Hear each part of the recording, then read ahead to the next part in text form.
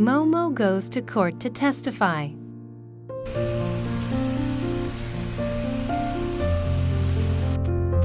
Six months after the incident, I was told to testify in the court. I would like to share with you today what I wish I had known before I testified.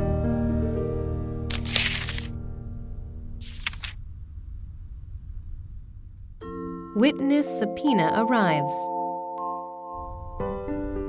I haven't done anything wrong, so why are they summoning me? Has something gone wrong?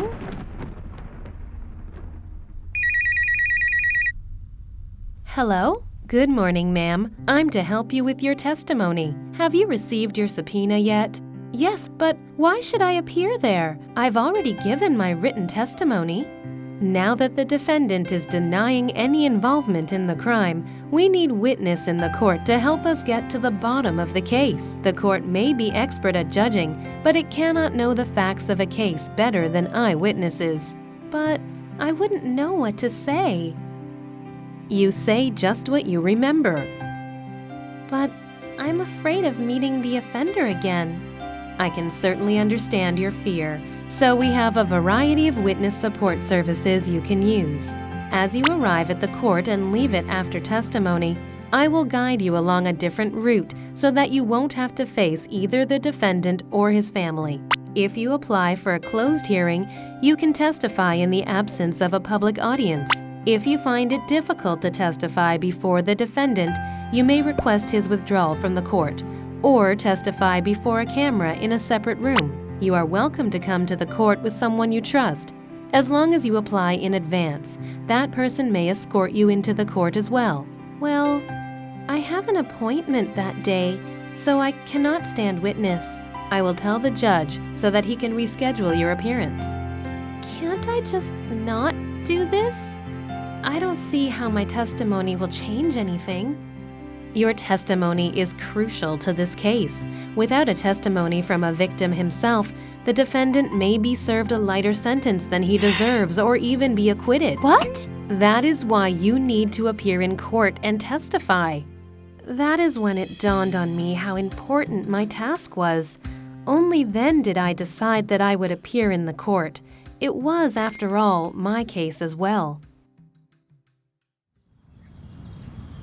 Day of testimony in court.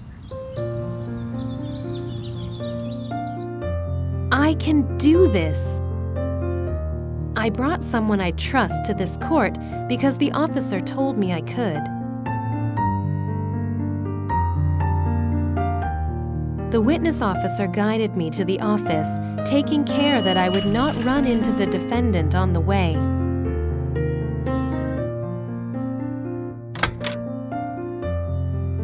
You are safe in this space as no one can come in or look in here. If you would like a closed hearing, the presence of the person you trust in the court, or after testimony counseling, you should request now. Witnesses may have to wait long before making their testimonies. You should bring something to kill time with. An in-court testimony is supposed to last for an hour or so, but many witnesses spend 2 hours or more on the stand.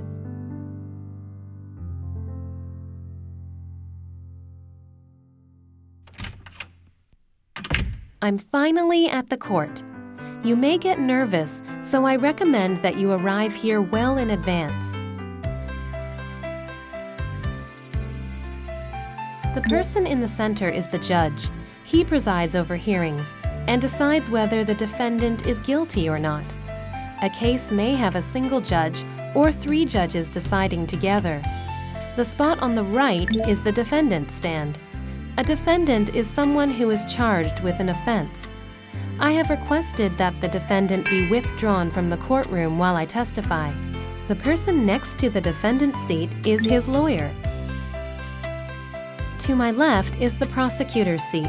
At first, I was surprised to see a prosecutor different from the person I used to know. Most of the criminal cases have different prosecutors for investigation and litigation. The persons sitting in front of me are trial aides. They record trial processes and manage written records.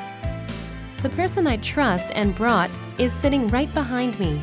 The court allows, upon request, witnesses to bring people they trust into the courtroom so that witnesses would not feel too nervous or stressed out. These people, usually family or friends, can come even into closed hearings. The witness takes oath and the trial begins. The prosecutor asks the first question.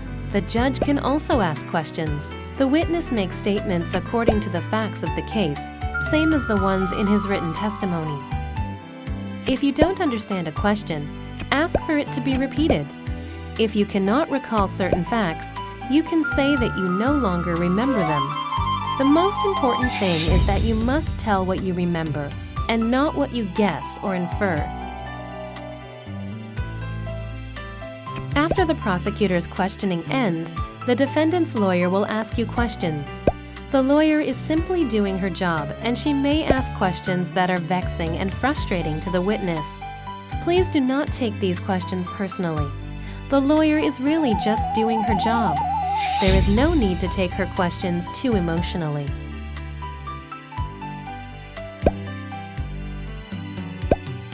That does not mean you should accept all the unfair and humiliating questions.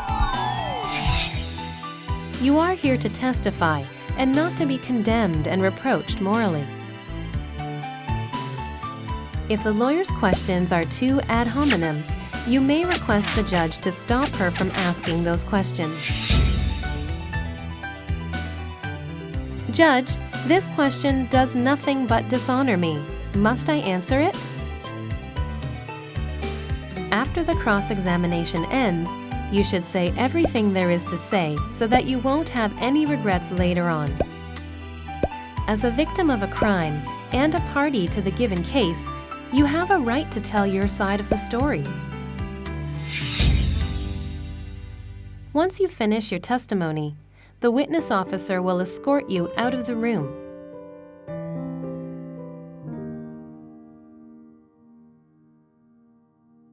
Now you may receive counseling or take a break in the witness office. The witness officer will safely escort you to the gate of the court when you leave. After the testimony.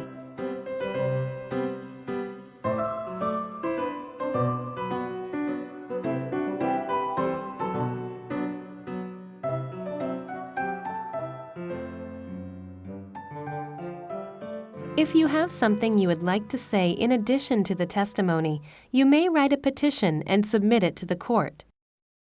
There are many organizations that provide free legal and psychological support. You should seek their help out.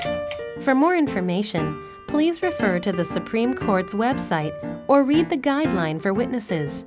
You may be notified of the trial result via text or email. If you want to read the whole decision, request that a copy of the written decision be delivered to the address of your choice. If you are curious about the progress of the trial, call the prosecutor in charge. Alternatively, you may view the case yourself on the Supreme Court's website with your reference number. A first instance trial usually takes 2 to 3 months to complete. The first appeal, another 2 to 3 months. The last appeal, again, 2 to 3 months. Each court case thus takes 7 to 9 months to complete, or may even take longer.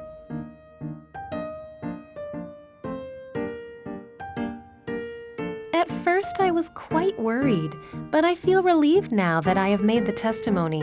I did my best and said everything I wanted. I hope watching this video would also give you the courage you need to take the witness stand.